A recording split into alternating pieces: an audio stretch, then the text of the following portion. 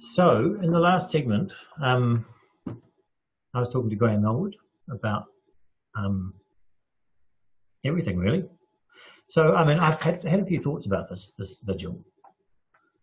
There's some interesting themes that we've gone through over the first few hours. And one of which is this idea that, I mean, Nat Parry made some remarks about how there's a lot of people who are trying to sort of be truth tellers, and asked if we're doing something wrong, or is it that the system is so entrenched that it's impossible to fight against it? And I think that's probably, broadly speaking, the context of this vigil. So Julian Assange is the sort of like the largest victim of this process, and probably the most high-profile example of someone who's really being hammered by it all. But all of the independent media is threatened at this point in time, and I mean that's why this vigil is such an interesting opportunity, and it's an interesting thing for me to participate in after spending 20 years in independent media. The other thing too is this idea of Facebook and how Facebook is throttling and changing. I mean, Facebook in particular is such an important driver of traffic, but it's also the one which is attacking the media that it basically built itself on. And it strikes me that there's a sort of like a bait and switch thing going on with Facebook, whereby they use news content to attract their audience, to build their gigantic network, and now they're trying to make the media pay to continue to be seen on their platform, whilst allowing anyone else that wants to pay to also be seen on their platform with lies, basically, which is a bit unfortunate. And then there's this question about democracy and how real it is.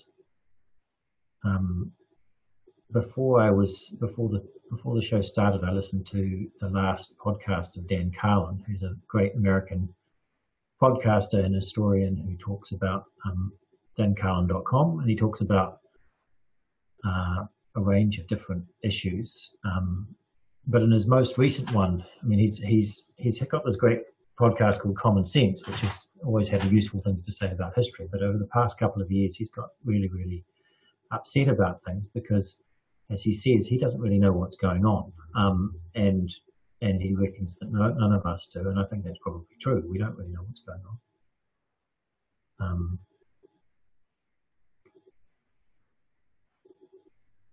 And I mean, I think ultimately then there's the question of how sick has democracy become, and I mean, is Trump just a symptom of the situation, or is he the cause? And I think it's pretty clear that he's really. There's Catherine again in the top right. Can't hear you though, Catherine. It says you're muted by host. No, not anymore. You're not. There you Okay. go. I can hear you. Brilliant. Hey. How are Welcome. you? I'm really well. So, so the people who are watching the stream wouldn't be aware of this, but Catherine and I have known each other for a couple of decades, nearly, and Catherine was actually in this room behind me. How long ago was it? It was just a few weeks ago, wasn't it? Yeah, it's just a few weeks. Yeah. So this is quite funny that we're ending up being part of this tag team effort on the show together.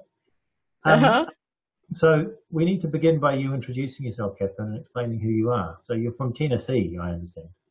Okay, so I'm an American. I'm from Tennessee. So I hail from where the same place Elvis Presley came from. That's how everybody knows where I'm from. I was a Wall Street banker, and then served as Assistant Secretary of Housing, and then started a company, an investment bank in Washington, and ended up embroiled with very serious litigation with the Department of Justice. So I spent 11 years and $6 million squabbling with the Department of Justice, and had a very intense enemy of the state experience. And then I started the Lauria Report, which is how I met you. And I publish something called the Lauria Report. It's a weekly interview and market commentary. And our tagline is live a free and inspired life. And I'm very interested in how we can use transparency to do that. And I've been a small WikiLeaks supporter for a long, long time. I think Julian Assange has been hero of the year once or twice on the Lauria Report and Hero of the Week many times. So I'm very delighted to be helping all of you support him in this. So, Catherine, you've probably got more experience of being an enemy of the state than most people, right? And perhaps except for Julian Assange. But I mean, one of the things you mentioned there just in passing was the fact that you were the Assistant Secretary of State for Housing. That was in George H.W. Bush's cabinet. Yeah, and I remember one of the sobering moments in my first month as Assistant Secretary of Housing was watching the Undersecretary order that a company be destroyed. And he said, okay, I want you to call the IRS. And he started naming all these agencies he wanted them to have investigated and, basically ordered up a frame and destruction of this company. And I remember when I started Hamilton Security saying, I have to be able to withstand one of those. And very much engineering the company. And I was arrogant enough to think that I'd engineered a company that couldn't be taken down until I understood the extraordinary tactics they can use to try and frame a person. Well, so Julian Assange did also build WikiLeaks to withstand an extraordinary amount of pressure. And I mean, one of the things always that amazed me was how, when he released Cablegate, I mean, the fruits of started releasing the fruits of the Chelsea Manning leak.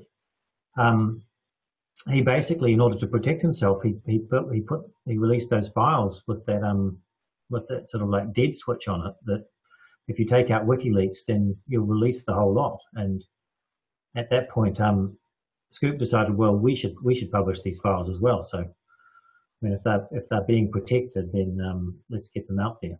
So.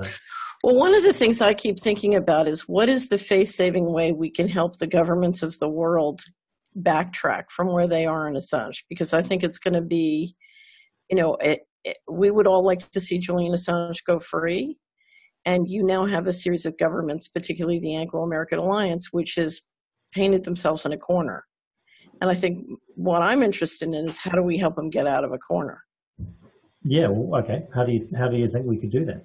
I haven't figured it out yet. I was thinking about it. I was hoping you had some ideas. I mean, here's the problem. The problem is that, well, let me argue for why they should get themselves out of the corner. Right now, if you look at the biggest competition going on the planet, it's the United States versus China competing for economic dominance. And the Anglo-American Alliance's greatest power, greatest argument as to why they should continue to be dominant is the rule of law. So if you go to, for example, I was in Hong Kong last year, and everyone in Hong Kong is very worried that the PRC is moving in and their assets aren't safe. If you look at what happened between the British government, the American government, in the case of Julian Assange, the clear message is, the U.S. doesn't look any better than the PRC. So where can the U.S. argue that they're for the rule of law, and you can trust the rule of law if they're willy-nilly just, spending an infinite amount of money? I saw you describing the $21 trillion missing, but an infinite amount of money just rigging and falsifying legal cases. That's not the rule of law. No, it's not. I mean, America is at the moment looks like it's corrupt. I mean, and frankly, it looks as, if Russia did in fact hack the election in order to get Trump elected and deliver Trump for the purposes of being disruptive, maybe Russia even did America a big favor, because without Trump disrupting the kleptocracy, there's no way it would have been able to be disrupted by anything else. Well, I've never seen a shred of evidence that Russia had anything to do with Trump winning the election. I think the U.S. military had a lot more to do with Trump winning the election. But put that aside, I think the U.S. and the entire Anglo-American Alliance needs to start looking a lot better on the rule of law, and Assange is an opportunity for them to do it. I think if you're the CIA and you're trying to argue that you can protect your cybersecurity position and you're tough guys and you should be respected, the question is, how do you maintain your tough guy image? How do you maintain the integrity of your cybersecurity operation and still let Assange out? That's the double bind. Where'd you go?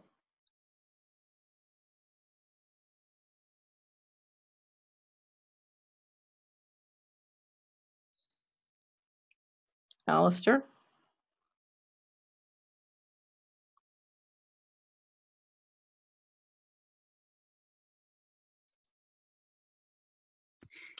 I'm so sorry, Catherine. It looks like Alice's internet has cut out.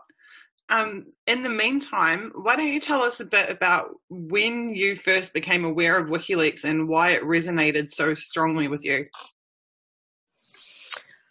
Oh, you know, Susie, I don't remember. It was so long ago. What was the year that WikiLeaks started operation? I remember getting onto them as soon as they started, and I think it was Alastair who put me onto them as soon as WikiLeaks first started to publish. Do you remember what year they was? I believe they formed in 2006 and published in 2007, and then 2010 would have been Afghanistan and Iraq war logs. Right. So, yeah, so I think Alastair and I was publishing through Scoop Media then, and Alastair, I think, got onto them right away. You know, he was always good at sniffing out something important. And I thought it was a terrific idea because so much of what you needed to bust through the sort of the mind control trance is what I would call it, is the documentation. And the idea of racking up and giving the audience and other reporters the access to core documentation and making it easy for whistleblowers to provide that documentation. You know, in my experience throughout the military and the governmental bureaucracies, there's a huge amount of people who would love to see less secrecy, more transparency. And so the idea that you would give a vehicle to them, you know, that could provide hopefully safety to them was just marvelous. Because when you have the government breaking the law, the question is, okay, well, how do you deal with that? Because government enforcement does a very good job of enforcing their right to break the law, even though it's illegal. So, you know, what's the best mechanism? And I think there's nothing more important than transparency. And to me, there's nothing more important than documentation. So coming forward from that all the way through, like now 8 years later, how do you feel about Julian's current situation? Well, I think it's very bad, obviously, for Julian. I think it's very bad for all the different governments involved. I think it's very bad for the world. What the world needs is more transparency, not less.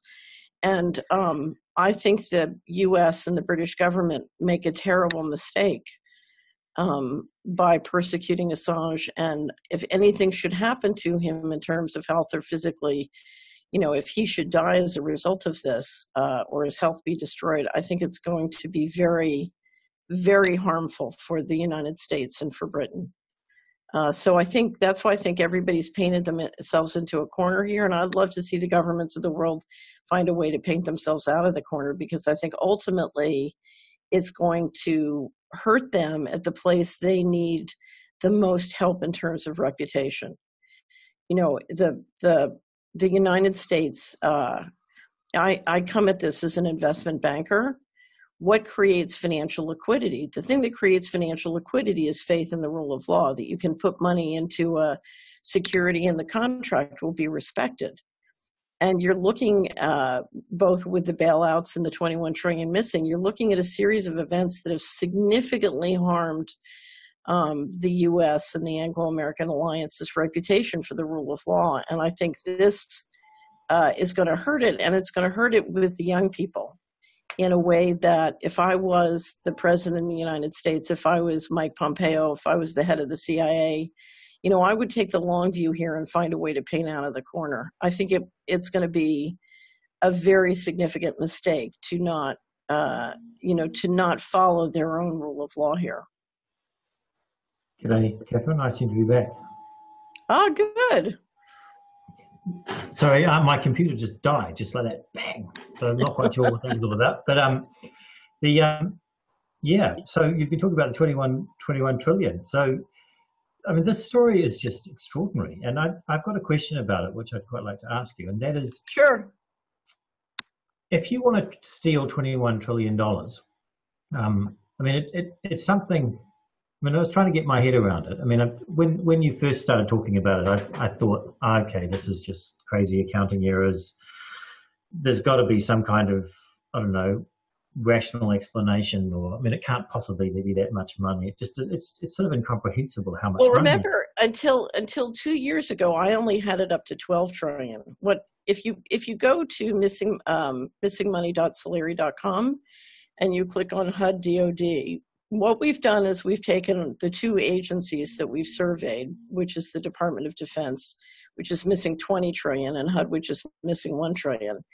And what we've done is every year from 1998 to 2015, which was the survey period, we've listed every year and every document with a note on the page reference to the document that stipulates what the undocumentable adjustments were that year. So you're talking about two government agencies over a 20-year period. It's not, it's not just 21 trillion in 1 year. But also a lot of this money, I mean, in order to prevent it being enormously inflationary, because I mean, this is a huge, huge amount of money. Presumably a lot of it must have been spent overseas. Well, there's several ways you can deal with the hyperinflation that could get caused by this kind of printing. One, of course, is to globalize. But the second is you can deflate labor. So globalization deflated labor, and that labor deflation, Alastair, was used to offset a tremendous amount of monetary inflation. The third thing you can do is you can use digital technology, and I would argue mind control, to keep the money from generally circulating. If you look at where certainly in the U.S. economy, a great deal has been done to make sure that the general money that's being printed either on the bailouts or I would say on the 21 trillion is not available to float around and circulate in the small business economy and the general economy. So, sort of by keeping the lid down on demand in the general economy and then significant global labor deflation, you can set off a lot. But I think it's another reason why secrecy is so important, because secrecy helps you keep the lid on inflation. Now, if you look at the official numbers, generally in inflation, if you look at the 50 largest products that a household buys, there's an index called the Chapwood Index that tracks the 50 major household expenditures.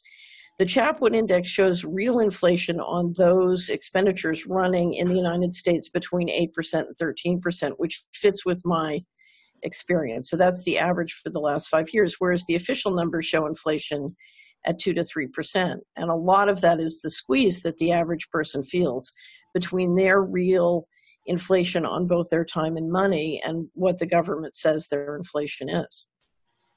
So effectively you have a situation where your government is out of control.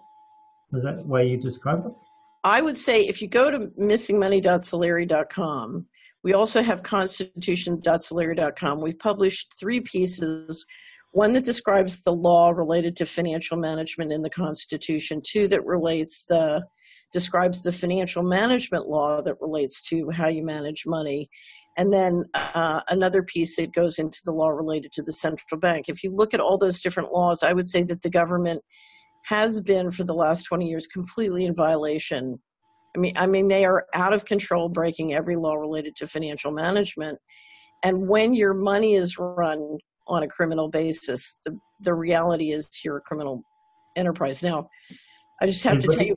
So that sort of enterprise would be very vulnerable to leaks, though, presumably, because there'd be a lot of paperwork. I mean, yes, must be an absolute mountain of paperwork behind the scenes. I mean, they've tried to delete a lot of it, but I mean, in order for this to have happened over such a lengthy period of time, there would have been a lot of people that were in the various Inspector General's offices who have either sat on what they know or probably looked the other way or probably got very angry about it, maybe quit, maybe some of the data. I'll be blunt. The way you finance $21 trillion is with securities fraud.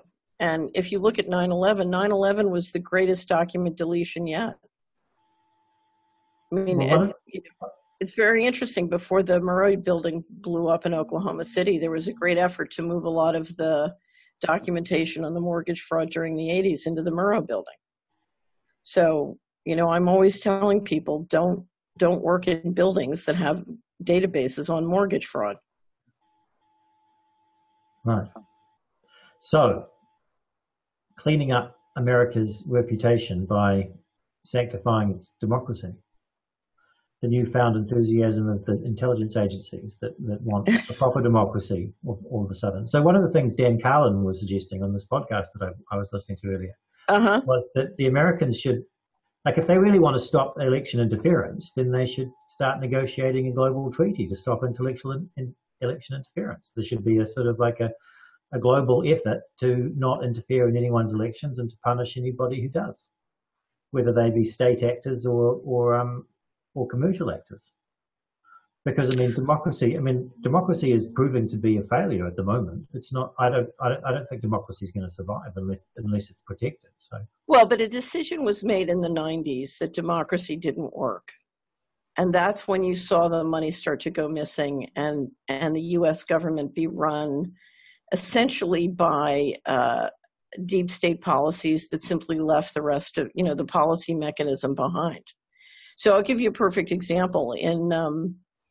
It was in the early 2000s, and you know this because you published it. I went to a town hall meeting with a congressman from Tennessee who was on the appropriation committee for defense and the whole budget committee. And I said to him, at that point it was 3.3 trillion missing from the federal government.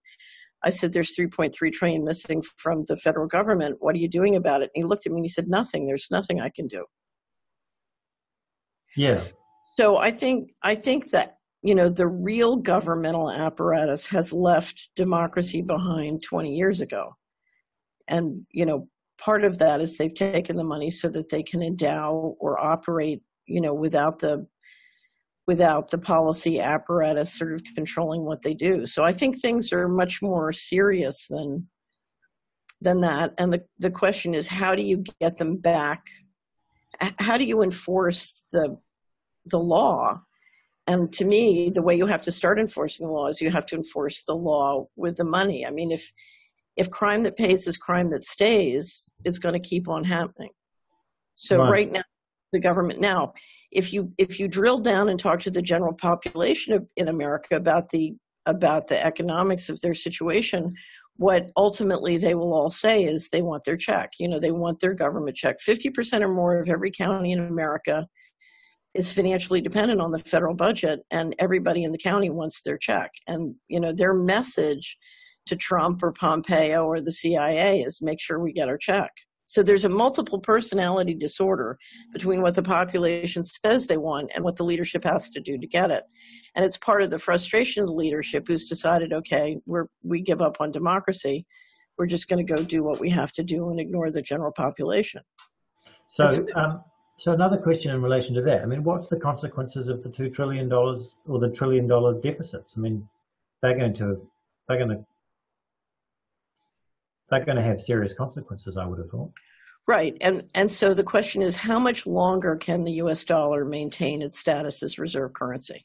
When I said that the greatest competition was between China and the United States, that's at the heart of it, because you see China, Russia, and a variety of other countries trying to essentially maintain and build global financial liquidity for their securities and their currencies outside of the dollar system.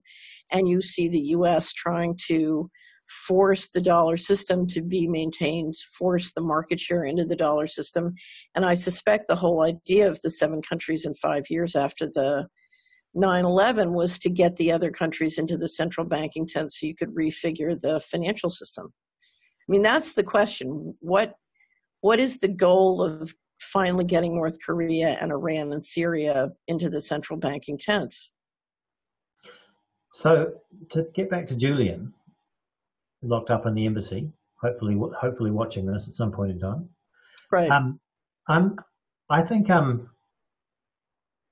the work that he began doing a decade ago now, roughly, it's incomplete. I mean, it's probably needed more now than ever to try and deal with these sorts of issues, and not just with American lies, but with the lies which are being told by the Chinese government and the Russian government and God only knows who else around the world. I mean, right, but let's pretend for a second, Alastair, that you're the president of the United States.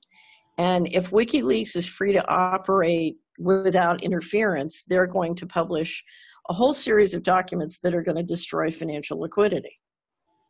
Would you let them do it? Well, maybe not, but the point is that that's going to get destroyed anyway. I mean, it's hard to understand how they could continue to hide this. Well, I was stunned that they could hide it in 1998, and I was stunned in 99, and I agree with you. I'm stunned that they have been able to hide it, but they have. I just wonder if perhaps there's a bit of a change in I think whether Trump was planned or not, he's clearly uncontrollable, and the consequences of his actions are having massive implications, as you say, to American reputations and American supremacy and American hegemony, basically, around the world. It's no longer, I think it's basically no longer acknowledged because America has become sort of a laughing stock of the international community. And at the same time, it's still very, very powerful and extremely influential and no doubt will come back. But remember, the people who backed Trump, because Trump didn't win the election, the people who backed him won the election. And the people who backed him wanted to pull the resources back into the United States. I think they're getting things organized into North America, and so they're far less dependent on the rest of the world, and they can lose the dollar reserve currency status and still maintain a great deal of strength. So I think they're moving to make themselves very, very strong within North America. And it's really a technological issue of how long it's going to take them to pull it off, or operational issue, how long it's going to take them to pull it off, and how powerful can they be from a platform of North America without a sort of global or the kind of global military presence they've been able to finance until now. But can they do that and remain a democracy? Alastair, America hasn't been a democracy for decades. You had in the 2016 election, you had two factions squabbling over who was going to win the presidency, and it, in my opinion, it probably had very little to do with the popular vote. So, America has been a fascist country for as long as I've been alive. That's my personal experience. Right. Well, maybe it might now become a democracy. I mean, we have to be optimistic, surely. Oh, something. I used to have a pastor in Washington who would say, "If we can face it, God can fix it," and that's why I think you have to bring transparency. Now, what's interesting is, and this is what I wrote a lot about in my online book, Dylan Reed and the Aristocracy of Stock Profits. I come back to what is the key competitive advantage of the Anglo-American alliance. It has always been financial liquidity because we always had the rule of law. Right now, the United States is trying to sell itself globally as the huge, we're becoming the offshore haven of choice, and you've got money all around the world flying into the United States and people moving, very wealthy people moving to the United States. It's becoming sort of like an oligarchy camp.